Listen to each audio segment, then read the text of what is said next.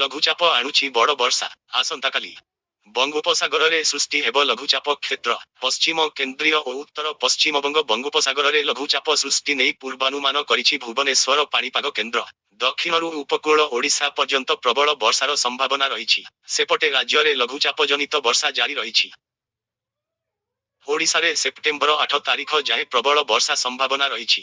ବିଜୁଳି ଘଡ଼ଘଡ଼ି ସହ ପ୍ରବଳରୁ ଅତି ପ୍ରବଳ ବର୍ଷା ପାଇଁ ରାଜ୍ୟର ବିଭିନ୍ନ ଜିଲ୍ଲାକୁ ୱାର୍ଣ୍ଣିଂ ଜାରି କରି ଭୁବନେଶ୍ୱର ସ୍ଥିତ ଆଞ୍ଚଳିକ ପାଣିପାଗ କେନ୍ଦ୍ର ପ୍ରବଳ ବର୍ଷା ଆସନ୍ତା 24 ଘଣ୍ଟା ମଧ୍ୟରେ ବିଜୁଳି ଘଡ଼ଘଡ଼ି ସହ ପ୍ରବଳ ପାଇଁ 14ଟି ଜିଲ୍ଲାକୁ ୟେଲୋ ୱାର୍ଣ୍ଣିଂ ଜାରି କରାଯାଇଛି।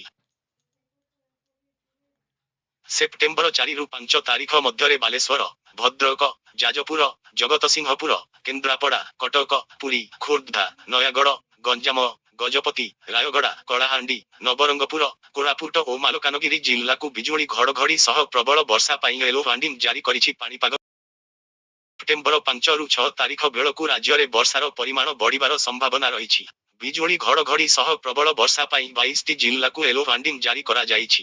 ଏହି ଜିଲ୍ଲାଗୁଡ଼ିକ ହେଲା ବାଲେଶ୍ୱର, ଭଦ୍ରକ, ଯାଜପୁର, ଜଗତସିଂହପୁର, କେନ୍ଦ୍ରାପଡ଼ା, କଟକ, ପୁରୀ, ଖୋର୍ଦ୍ଧା, ନୟାଗଡ଼, ଗଞ୍ଜାମ, ଗଜପତି, ରାୟଗଡ଼ା, କୋରାପୁଟ, ମାଲକାନଗିରି, ନବରଙ୍ଗପୁର, କଳାହାଣ୍ଡି, ନୂଆପଡ଼ା, କନ୍ଧମାଳ, ବଲାଙ୍ଗୀର, ବରଗଡ଼, ବୌଦ୍ଧ ଓ ସୋନପୁର। ସେହିପରି ସେପ୍ଟେମ୍ବର 6ରୁ 7 ତାରିଖ ମଧ୍ୟରେ ବାଲେଶ୍ୱର, ଭଦ୍ରକ, ଯାଜପୁର, ଜଗତସିଂହପୁର, କଟକ, ପୁରୀ, ଖୋର୍ଦ୍ଧା, ନୟାଗଡ଼, ଗଞ୍ଜାମ, ଗଜପତି, ରାୟଗଡ଼ା, କୋରାପୁଟ, ମାଲକାନଗିରି, ନବରଙ୍ଗପୁର, କଳାହାଣ୍ଡି, କନ୍ଧମାଳ, ନୂଆପଡ଼ା, ବଲାଙ୍ଗୀର, ବୌଦ୍ଧ, ସୋନପୁର, ବରଗଡ଼, ସମ୍ବଲପୁର ଓ ଝାରସୁଗୁଡ଼ା ଜିଲ୍ଲାକୁ ବିଜୁଳି ଘଡ଼ଘଡ଼ି ସହ ପ୍ରବଳ ବର୍ଷା ପାଇଁ ୟେଲୋ ୱାର୍ଣ୍ଣିଂ ଜାରି କରାଯାଇଛି।